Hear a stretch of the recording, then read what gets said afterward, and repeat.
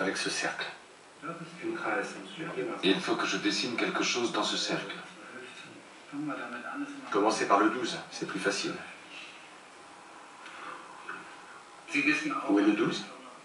Vous savez certainement où le placer. En haut? Voilà, et maintenant les autres chiffres.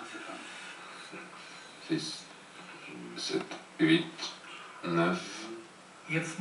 Maintenant, on va indiquer une heure précise. 11h10. 11h10.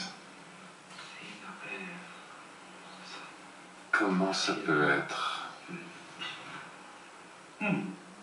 Non, c'est pas ça. Non? Non, c'est pas ça. Ça doit être un peu plus loin. Une horloge à 2 aiguilles, une grande et une petite. Elle marque 11h10. Mais comment? Là-dedans? Oui. 11, ça devrait... Non, ça c'est le 11. Non, je ne sais pas, je ne sais pas. Bien. Mettons cela de côté. Les choses sont en train de s'aggraver. Il perd le sens de l'orientation. Quand on est revenu de vacances, les premiers jours, il était complètement perdu dans l'appartement. Il était dans l'entrée et disait « Où est-ce que je dois aller? Comment je fais pour aller dans la chambre ou la salle de bain ?» Günther Parol a toujours consommé les médicaments avec modération, sauf ses pilules contre les brûlures d'estomac.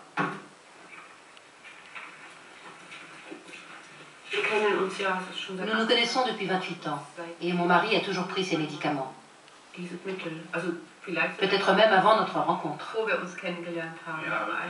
Oui, je ne me souviens même pas depuis quand je les prends. En tout cas, ça fait au moins 28 ans.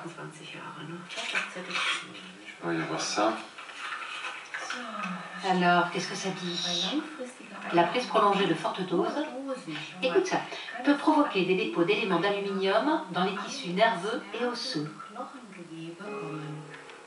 Ces dépôts peuvent entraîner des lésions cérébrales.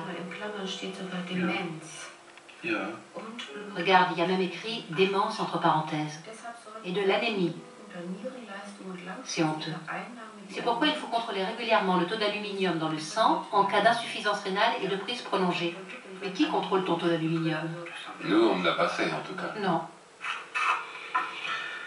Selon le porte-parole de l'Agence européenne des médicaments, il n'est pas urgent d'agir. Il est écrit tout en haut de la notice d'utilisation de ces préparations qu'elles ne doivent pas être utilisées de façon prolongée sans avis médical. On peut donc considérer qu'il est quasiment impossible d'absorber ce médicament sur une longue période sans consulter son médecin. Il ne faut pas oublier que le pharmacien qui délivre cette préparation a aussi un devoir d'information et doit signaler ses avertissements.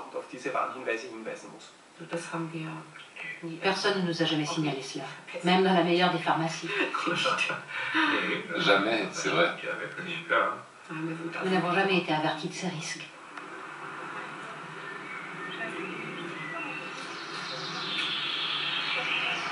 Ich denke mal, wir pflanzen die pflanzige Riese mal hier ein. Magst du was buddeln schon mal? In dem Bereich, ne? Ja. Nee, musst du die andere Seite nehmen, genau. Genau, aber tiefer. Il y a quelques jours, un article est paru dans le journal. Apparemment, il parle de développer bientôt un nouveau médicament. Oh, c'est sans doute trop tard pour moi. Peut-être que je partirai avant. Mais ce serait quand même bien si je pouvais rester encore un peu. Ouais.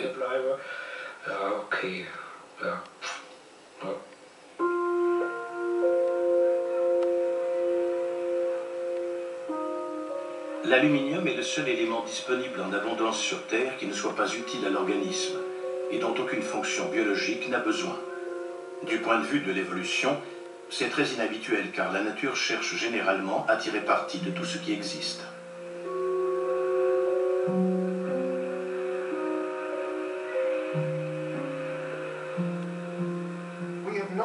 Nous ne sommes pas parvenus à identifier ne serait-ce qu'un seul effet bénéfique de l'aluminium sur un système biologique. Il est évident qu'il est d'un énorme intérêt pour l'humanité dans la science des matériaux et dans beaucoup de domaines, puisque nous vivons à l'ère de l'aluminium. Mais apparemment, il ne présente d'intérêt pour aucun système biochimique donné. Et nous ne parlons pas seulement de l'être humain. Depuis la plus petite bactérie jusqu'à l'homme, il n'y a pas un seul exemple d'un organisme qui utiliserait l'aluminium pour en tirer un bénéfice.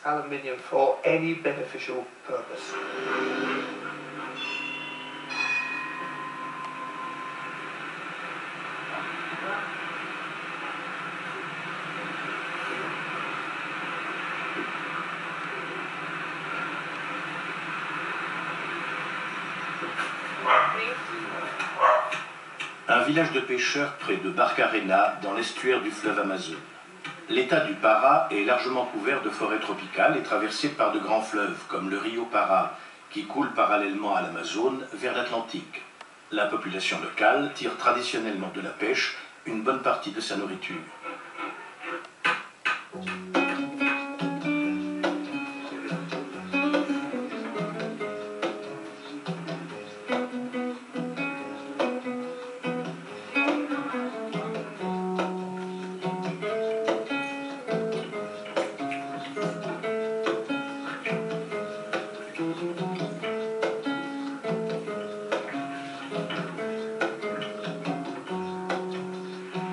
Seulement voilà, il y a 20 ans, une raffinerie d'aluminium s'est installée tout près de là. Depuis, tout est différent. Le vent disperse la poussière d'aluminium sur des kilomètres à la ronde. L'eau a changé ici. Elle est très différente maintenant. Elle est très trouble, visqueuse. Les poissons se sont éloignés d'ici. C'est pareil sur toute la berge. Il y a 20 ans, il y avait beaucoup de poissons. On rentrait avec la barque pleine à ras-bord. On vendait dans les terres, le marchand ambulant nous achetait notre pêche. Maintenant, non, il n'y a plus assez.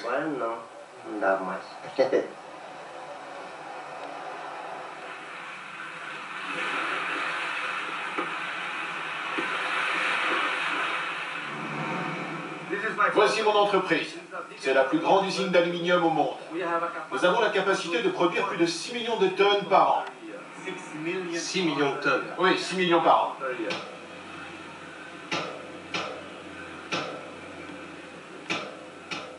Depuis 2011, Norsk Hydro possède 91% de la raffinerie d'aluminium de Barcarena.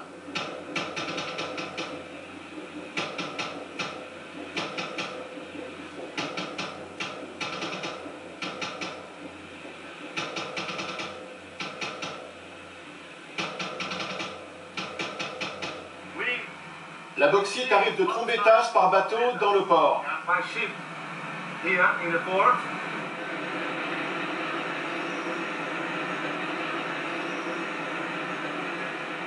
Au port, la bauxite est finement broyée.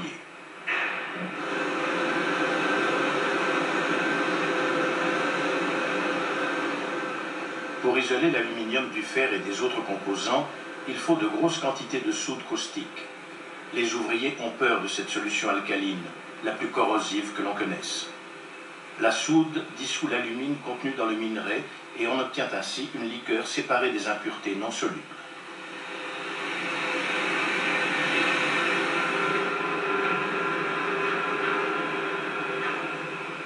L'hydroxyde d'aluminium se dépose lentement au fond d'immenses silos. On récupère le plus possible de soude caustique afin de la réinjecter dans le processus.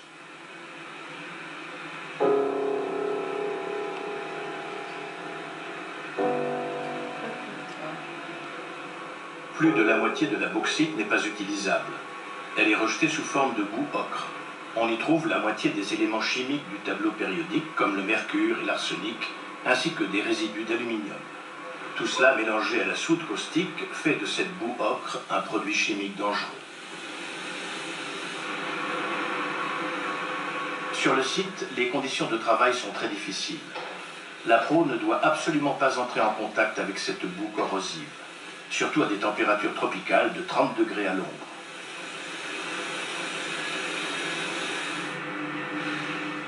À la fin du processus, la boue ocre est chargée dans des camions et transportée à la décharge.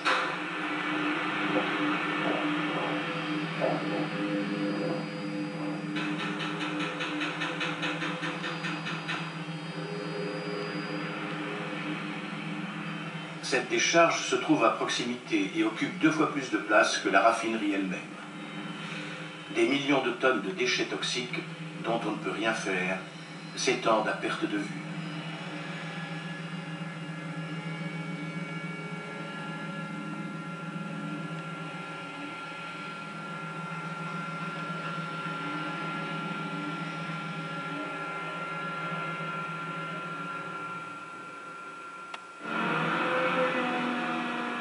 Cette belle poudre blanche n'est pas de la farine, mais de l'hydroxyde d'aluminium. On l'utilise dans d'innombrables produits cosmétiques et pharmaceutiques. C'est aussi un gélifiant pour les liquides et un adjuvant pour les vaccins.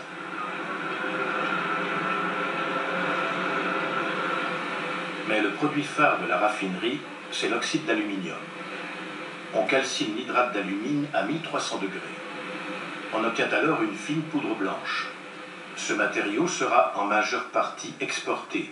Il sera transformé par électrolyse en un métal léger que nous connaissons sous le nom d'aluminium. Une petite partie est destinée à l'industrie du ciment ou à la production de céramique technique.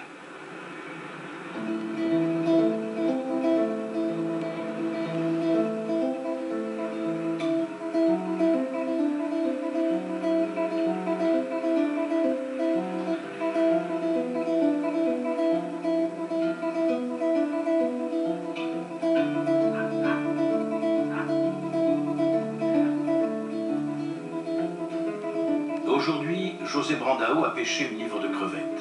C'est tout juste suffisant pour le déjeuner de toute la famille.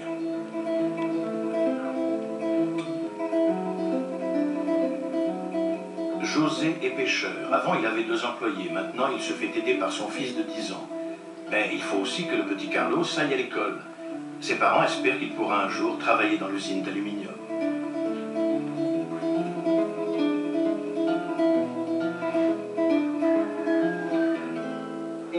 L'entreprise n'engage que des personnes avec un niveau d'études que n'ont pas la majorité des gens de notre communauté.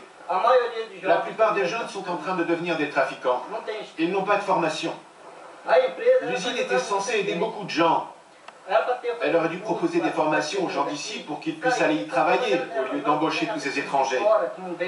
C'est la population pauvre d'ici qui souffre. Carlos, vem comer.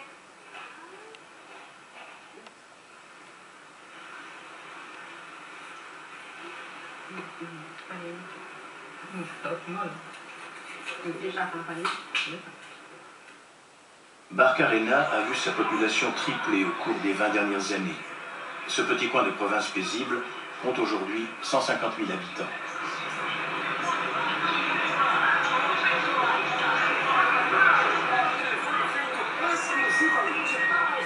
Les uniformes des ouvriers de l'aluminium sont présents partout dans la ville.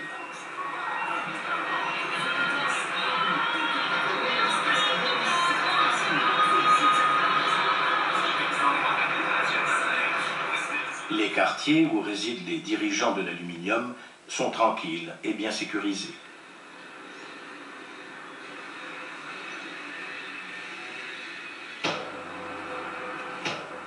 On a récemment construit des logements sociaux pour les ouvriers de l'usine atteints de maladies chroniques et les pêcheurs au chômage.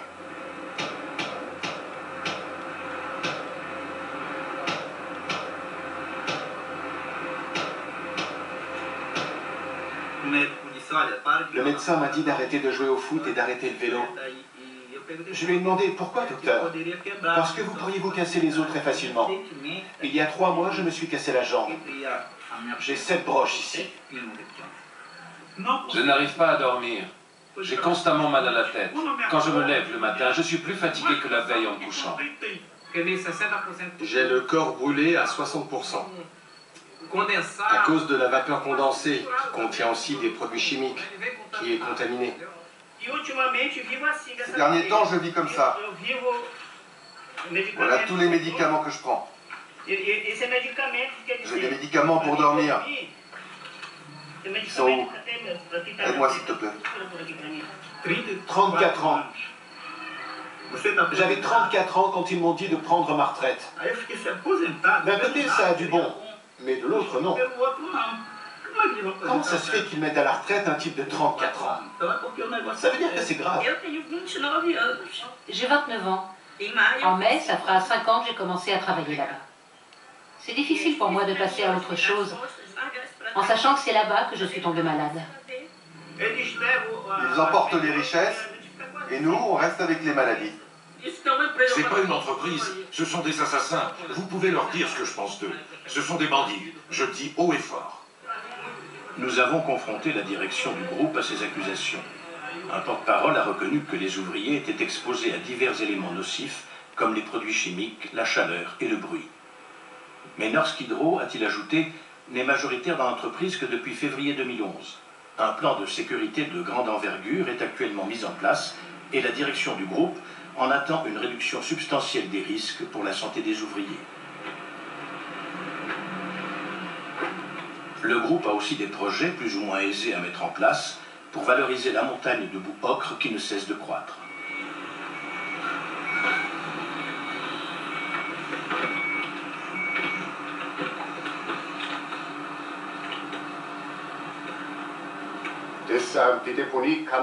On peut par exemple combler la décharge, mais il y a d'autres possibilités. L'une d'elles consiste à fabriquer avec la boue une sorte de brique et des matériaux pour la construction de routes.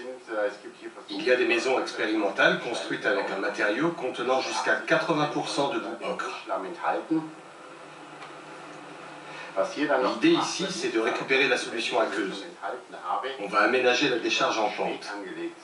De cette façon, le poids de la boue, sans cesse déversé, va faire pression et entraîner le liquide vers le bas. Il va s'y accumuler et on pourra ainsi en recycler la plus grande partie dans le processus. Il n'en restera qu'une petite partie que nous pourrons réintégrer sous forme d'eau neutralisée dans le cycle écologique normal. Ça, c'est la théorie.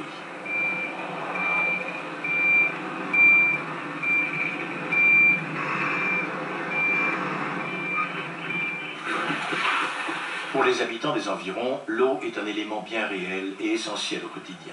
Ils s'y baignent, ils y lavent leur linge, ils la boivent, ils s'en servent pour faire la cuisine. C'est ainsi depuis des générations.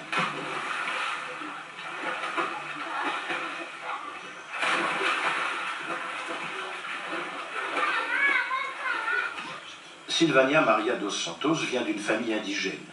Comme tous les jours, elle est allée chercher de l'eau pour faire la cuisine.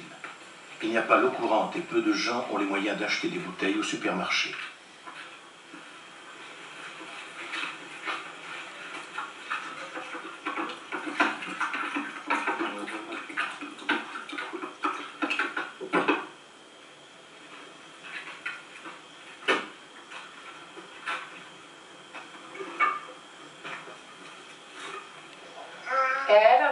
L'eau était propre.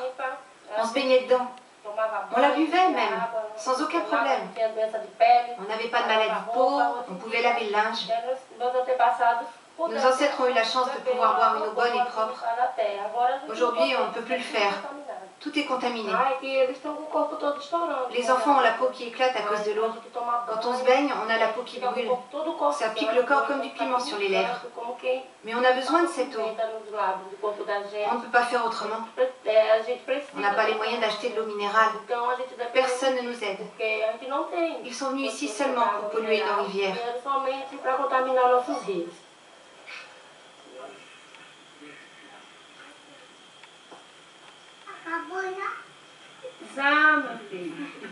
Ces mêmes propos, on les retrouve dans tous les villages des alentours.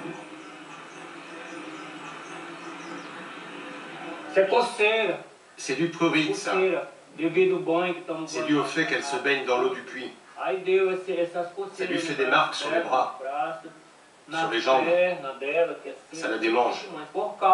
Parce que l'eau qu'on consomme ici a été contaminée par beaucoup de polluants déversés dans le fleuve.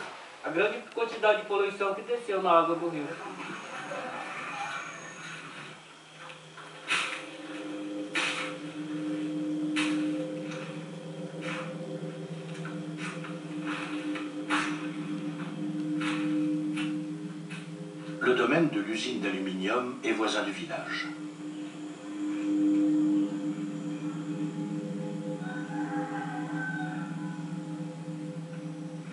L'eau du du Rio Murucupi qui traverse la zone est souillée. Selon Norsk Hydro, cette pollution s'explique par l'absence de système d'évacuation des déchets.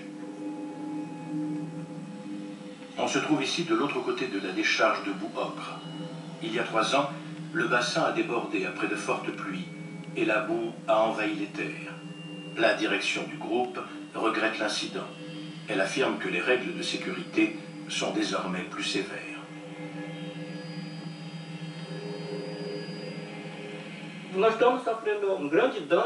Nous subissons un dommage énorme, tant au niveau du sol qu'au niveau de l'air. Quand la poussière arrive sur notre village, elle se fixe au toit et aux arbres. Et quand il pleut, elle passe dans le sol. À partir du moment où l'eau s'infiltre dans un de ces grands bassins, vous pouvez être sûr que toutes les nappes phréatiques de la région sont contaminées.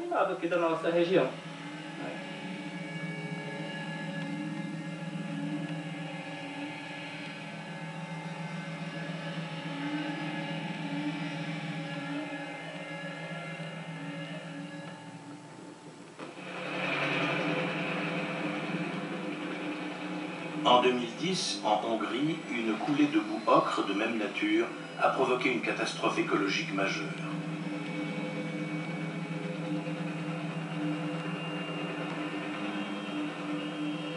Sur le site de l'usine d'aluminium d'Aïka, la digue d'un bassin de stockage s'est effondrée. Une marée d'1 mètre de haut s'est déversée sur la petite ville de Devecser. Les riverains ignoraient que cette coulée ocre n'était pas de l'eau, mais de la boue corrosive et toxique. Quand elle a envahi son quartier, Istvan Benke, de la station locale de télévision, a eu le réflexe d'attraper sa caméra.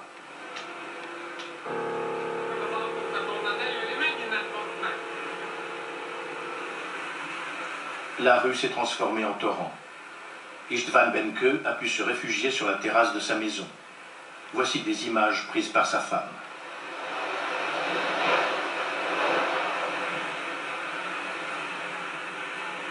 C'est en s'apprêtant à prendre sa douche qu'Istvan Benke a compris qu'il ne s'agissait pas d'une boue ordinaire.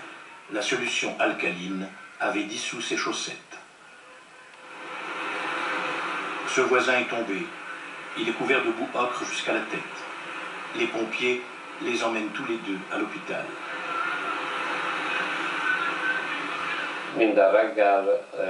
Tous les jours, quand on changeait mon bandage, ma peau piquait. Au début, je le sentais, mais au 4e jour, la peau était morte. La soude caustique avait si bien fait son œuvre qu'elle a même rongé la chair.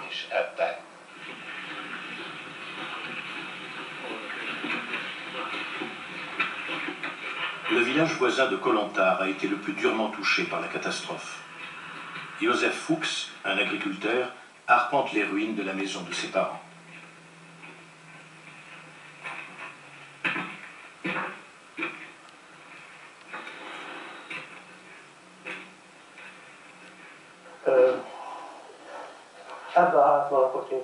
C'est ici que vivait ma mère.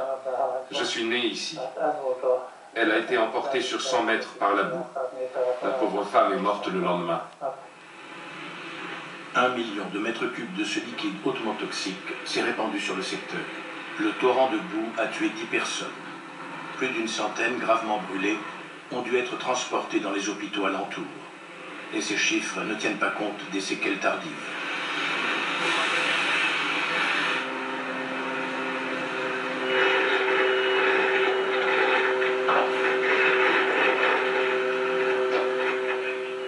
Un an plus tard, le quartier où se trouvait la maison d'Istvan Benke avait été rasé.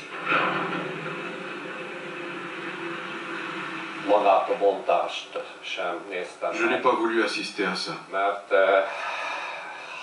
Pour moi, c'était insupportable de voir l'œuvre de toute une vie disparaître en l'espace d'une demi-heure.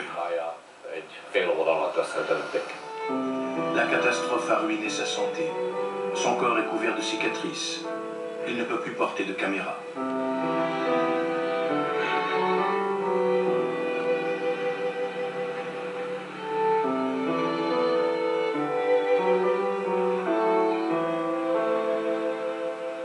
Quant à lui, l'usine d'aluminium, elle a rapidement repris sa production.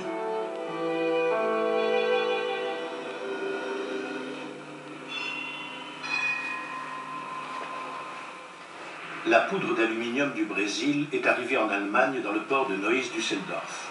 C'est ici que va se dérouler l'ultime étape du processus de fabrication, la décomposition de l'alumine par électrolyse. Ce procédé nécessite d'énormes quantités d'électricité.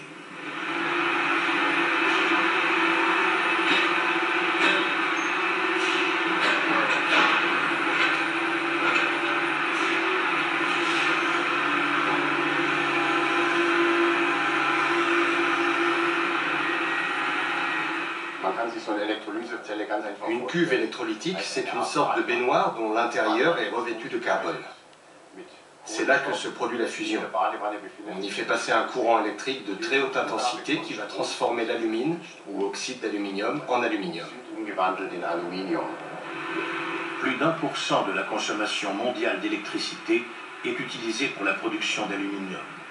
C'est seulement là où les multinationales ont obtenu d'avantageux contrats à long terme que la production est durablement assurée, car la menace de délocalisation reste sous-jacente. La quantité d'énergie dont nous avons besoin pour fabriquer l'aluminium suffirait à alimenter la ville de Düsseldorf en courant électrique pendant 1 an. Sur ce site de production en Allemagne, le coût de l'électricité représente 45% du coût total du processus de production. Si je produisais hors d'Europe, ce poste ne constituerait que 30% du coût total.